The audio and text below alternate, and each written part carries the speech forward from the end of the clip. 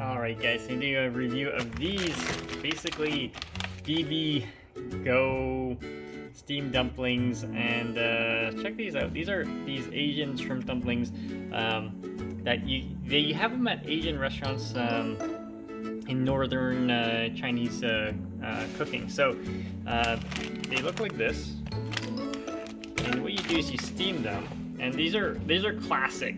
Okay, so these are classic. It does come with a sauce as well, but this is the ingredients right there. If you guys want to read it, pause the video. But we're gonna cook them up and do a quick taste test for you. These are at Costco, so yeah, I'll be back, guys. We'll do a quick taste test. I'll be back. Alright, guys, these are those buns we talked about.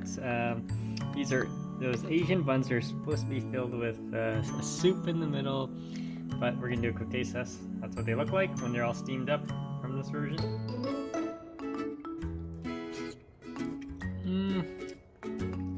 These ones are actually pretty good. I've had other ones before. The skin was too thick. These ones are actually perfect. They're actually, if you look at the skin, it's actually not too thick. So definitely check it out, guys. Random question, comments, post below, subscribe to the channel.